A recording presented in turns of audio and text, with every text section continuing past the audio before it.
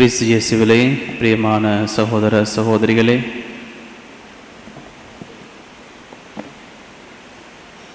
இன்று குருத்து ஞாயிறு அல்லது ஆண்டவரின் திருப்பாடு ஞாயிறு என்று அழைக்கின்றோம்.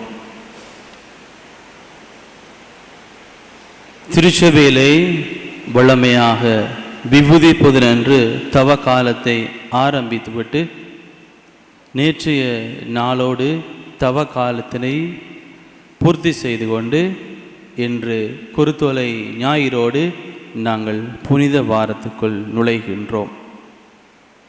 ஆகவே இன்றைய நாளிலே நாங்கள் வாசிக்க கேட்ட நீண்ட வார்த்தை நற்செய்தி போதியானது மத்தேயு, அதே போல நுழைவாயிலின் முன்பாக வாசிக்கப்பட்ட குறுகிய வாசகமும் மத்தேயு நற்செய்தியிலிருந்து எடுக்கப்பட்டது.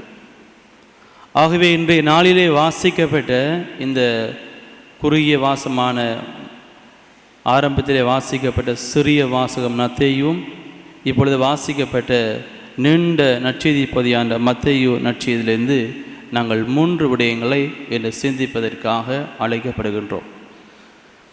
அதாவது முதலாவது உடனிருப்பிலிருந்து உதறி தள்ளுதல், இரண்டாவது புகழ்ச்சியிலிருந்து தீர்ப்பிடுதல், மூன்றாவது மாட்சியிலிருந்து அவமானம். இந்த 3 விடயங்களையும் இந்த திருப்பாடுகளின் ஞாயிற்றுக்கிழமையிலே எங்களோடு சிந்திக்கலாம் என்று நினைக்கின்றேன். அதாவது உடனிருப்பிலிருந்து உதறி தள்ளுதல், புகழ்ச்சியிலிருந்து தீர்ப்பிடுதல், மூன்றாவது மாட்சியிலிருந்து அவமானத்துக்கு. இந்த மத்தேயு நற்செய்தியாளர் பதிவு செய்கின்ற இந்த கழுதை குட்டி நிகழ்வு, அதாவது கழுதை குட்டியோடு அதனோடு ஒரு குட்டியும் வருவதாக கூறுகின்றார். ஏனைய நற்செய்தியிலே இந்த நிகழ்வை பார்க்கிற பொழுது ஏனைய நற்செய்தியில் நாங்கள் இவ்வாறு பார்ப்பதில்லை, கழுதை குட்டியை மட்டும்தான் பார்ப்போம். ஆனால் மத்தேயு நற்செய்தியாளர் தன்னுடைய விரிவுரையிலே கூறுகின்றார், அவர் கழுதை குட்டியோடு இணைத்து ஒரு குட்டியையும் சொல்லுகின்றார். அது ஏனென்று பார்க்கிற பொழுது எங்களுக்கு தெரியும், ஒரு கழுதை தனியாக செல்லுகின்ற பொழுது அது ஒரு தனிமையாகத்தான் செல்லும். எங்கே செல்லும், எப்படி செல்லும் என்று தெரியாது. மனிதர்களாகிய நாங்களும் தனியாக பயணிப்பதற்கும் இருவரோடு இணைந்து பயணிப்பதற்கும் வித்தியாசம் இருக்கு.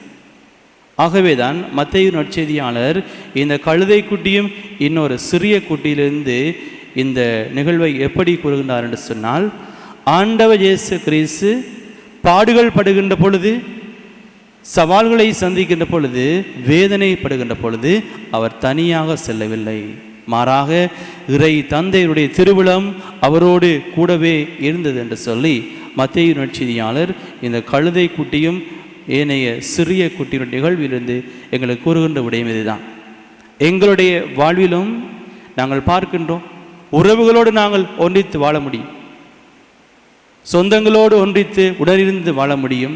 ஆனால் நாங்கள் எப்பொழுதுமே எங்களோடு இவர்கள் எப்பொழுதுமே உடனிருப்பார்கள், எங்களோடு சேர்ந்து பயணிப்பார்கள் என்று நாங்கள் ஒரு காலமே நினைக்க முடியாது.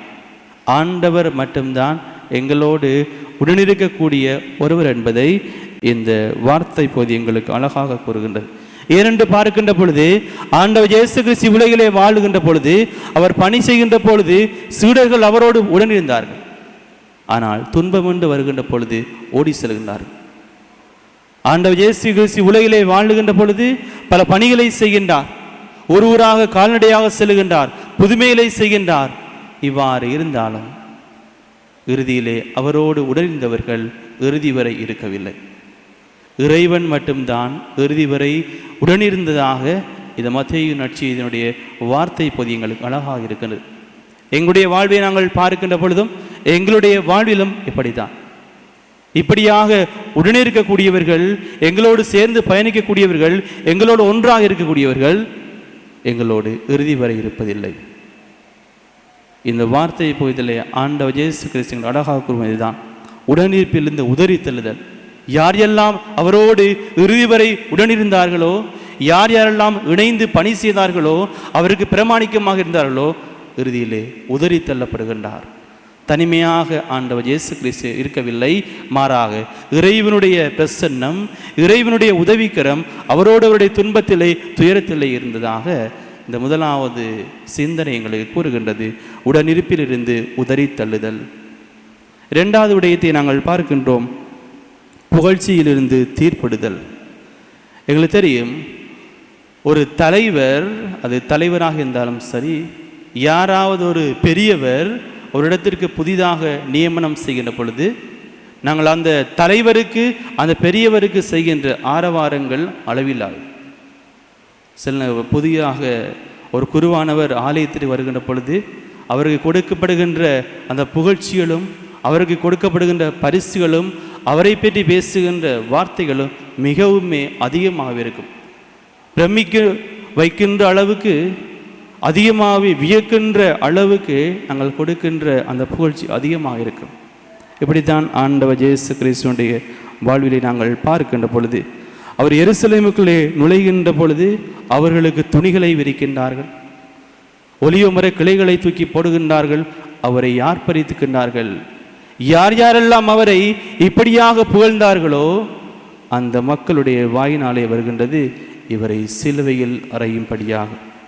யார் யாரெல்லாம் அவரை இப்படியாக புகழ்ச்சிப்படுத்தினார்களோ, அவருக்கு இப்படியாக மகிழ்ச்சியை கொடுத்தார்களோ, அவர்களே ஆண்டவர் இயேசு கிறிஸ்துவுக்கு சிலுவை தீர்ப்பையும் கொடுக்கின்றார்கள்.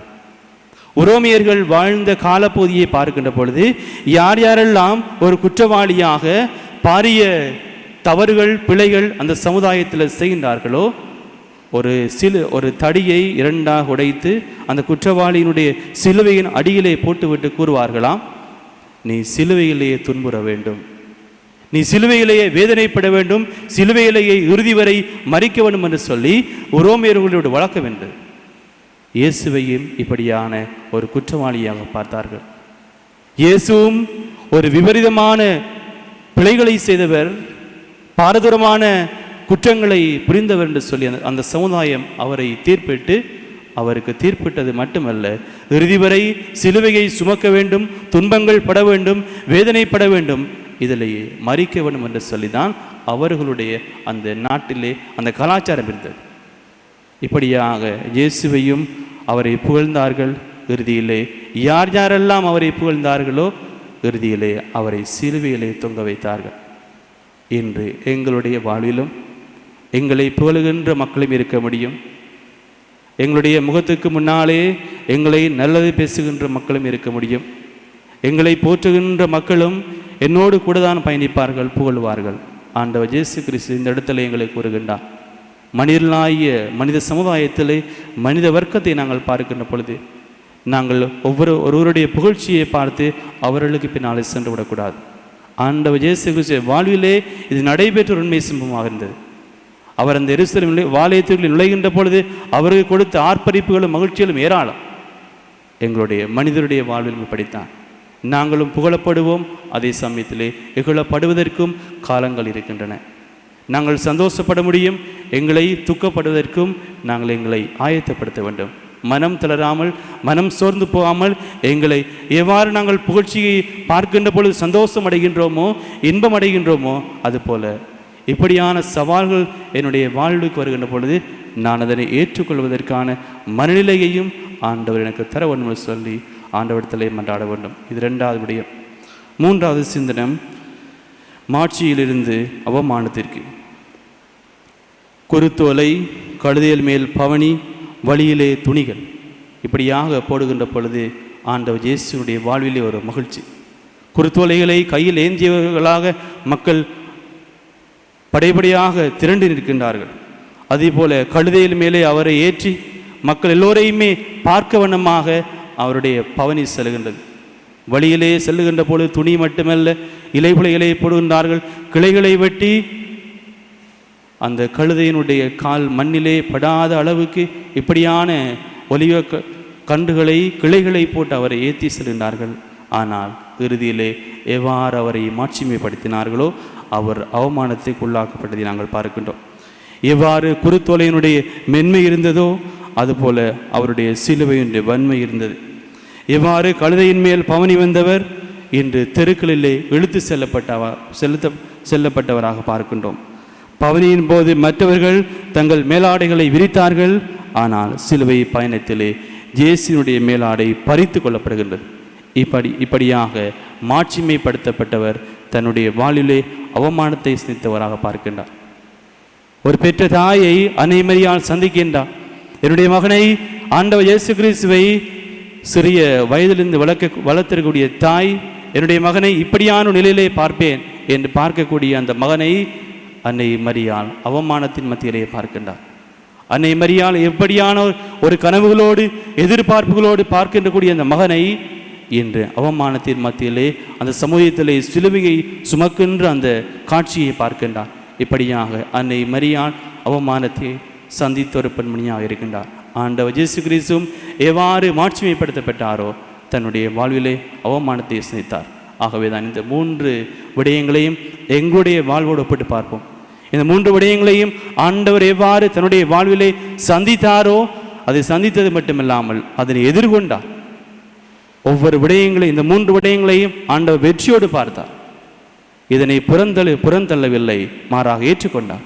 ஆகவே எங்களுடைய வாழ்விலும் இன்றைய குருத்தோலை ஞாயிறிலே இந்த பாடுகளை ஞாயிறுகளை சிந்தித்து பார்ப்போம். இந்த 3 விடயங்களும் என்னுடைய வாழ்விலும் நடைபெறுகின்ற பொழுது நானும் என்னை ஆயத்தப்படுத்துவோம். அதாவது உடனிருப்பிலிருந்து உதறி தள்ளுதல், புகழ்ச்சியிலிருந்து தீர்ப்பிடுதல், 3வது மாட்சியிலிருந்து அவமானம். இந்த 3 விடயங்களும் எங்களுடைய மனித வாழ்வில் நடைபெறுவது என்பது ஒரு சாதாரண விடயம் என்பதை ஆண்டவர் இயேசுவினுடைய இந்த பாடுகள் எங்களுக்கு அழகாக கூறுகின்றது.